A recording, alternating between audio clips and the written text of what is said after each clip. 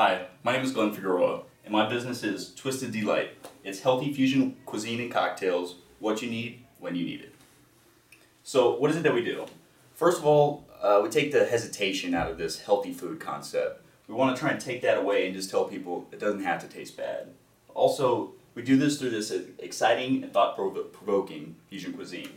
The venue will be split in two different sections where we want to kind of keep the bar in one area and the restaurant in another area. And so you can have them as one entity, but separate them so you can still have their individual vibe.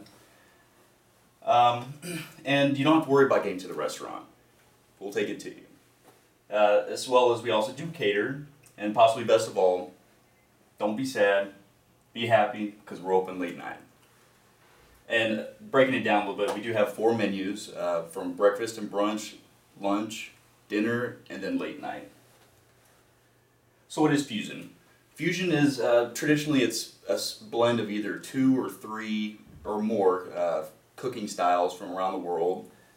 They can be done in either Japanese style or other Pacific Rim Asian styles. They have scientific blends as well as Tex-Mex that everybody knows.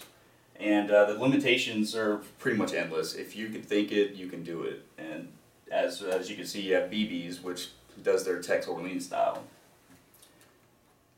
And what's up with healthy alcohol? That doesn't really sound healthy, but it can be done. The main focus is to keep this diet friendly. And as you can see, there's ways to do it. You have the traditional mojito, which is essentially just sugar smashed up with mint and rum.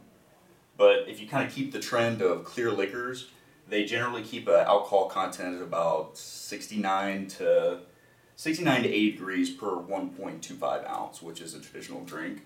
And you can use like things like Truvia for sugar substitutes, and then your fillers and mixers can be diet friendly as well. Also, you see the traditional Bloody Mary, which is vegetable juice and vodka, which is again on track with that clear, low caloric intake, low carbohydrate volume.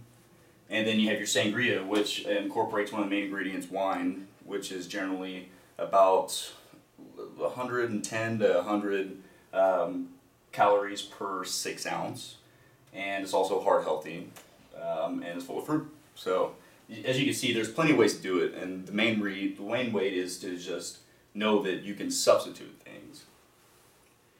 So as far as the revenue assumptions, how we're going to do it, I broke it down into 4 kind of main areas of where our cover counts are going to be, and then simply Sunday through Saturday, breakfast through late night. And then what I did was took about a 75% leeway to kind of tone my actual cover counts down, and went through each place individually just to say, well, during Sunday breakfast and brunch time, I'm obviously going to have no people sitting in the bar, so I take that amount and give it about a 75 percentage. And then I went over here for the numbers. I did the average price per person based on those criteria. So this is all the food numbers. This is all my alcohol related numbers, and I added them up and multiplied both individually by my period, which is about 4.33 weeks per month. As far as revenue assumptions continued goes, we did the catering, the delivery, the music and gaming, all right around the same way of calculating that up, with the 2% industry average for catering. As far as projection goes, I started off basically in year 1 with 1.5 million, all the way up to year 3 with 1.9, almost 2 million. And as you see, my EBITDA was 114,000 on up to 407,000. Breaking in around month 9, September, with breaking revenues of 152,626. Balance sheet, as you can see, the main point here is what I want to direct was my capital expenditures. I really had to cover that, so that's 310, leaving me, once I got the $500,000 investment, with 189 cash in inventory. Funding, as far as funding goes, as you can see here, my original investment, what I did is I added up my fixed assets for my leasehold improvements, all that, and my fixed expenditures until break even, which I added up here. My negative months, I took that amount and added all the positive until I broke even at almost $4,000.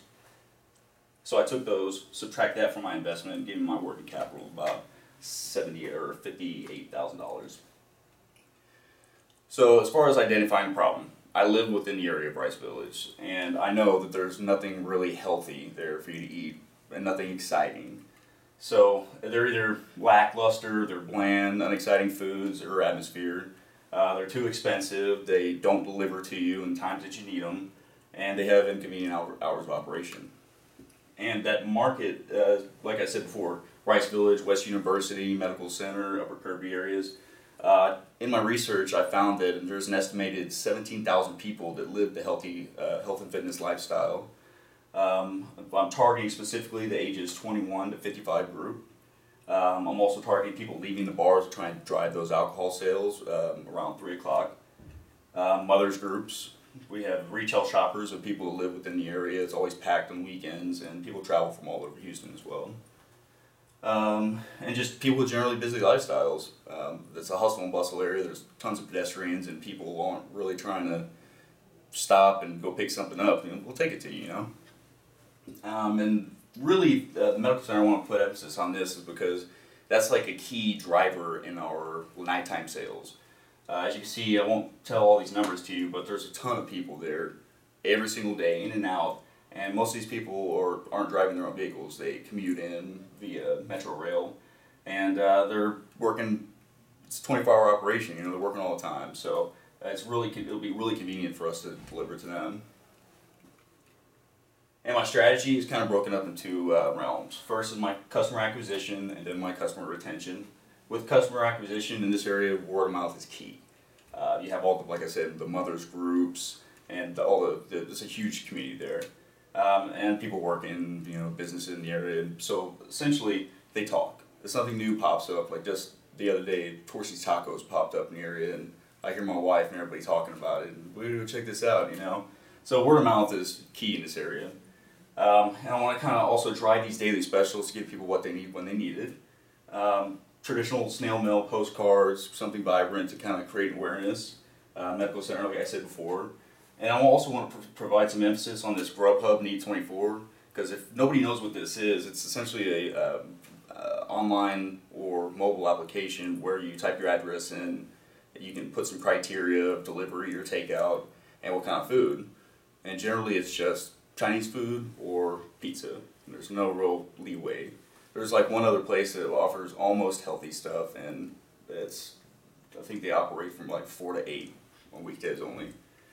But anyhow, as far as we go into customer retention, I think the real key focus is to, once you get those people, is to keep them. And I mean, people within the health and fitness lifestyle, they want to talk, and they want to talk about it because it's interesting and they live it. So is to really have that and well-trained staff to kind of help guide and people on their nutrition and on their goals and just vivacious, healthy, kind of lifestyle. As far as the loyalty program goes, you get these people, how are we going to keep them? I want to give them benefits for coming back, so we're going to do that. And of course, we want to drive this large social media presence. And if you're in the community and you want these people from the community to come back, you want to try and create that community presence. But really, like my basic deal here is women. If you have a beautiful woman coming in, working for you, and not just women, but men, you want to get these handsome guys to come in, talk to you and everything, you want to keep coming back. So my basic idea is get the beautiful staff and get the beautiful women to come in here, because you can get those healthy cocktails for a happy hour and get all their girlfriends coming in.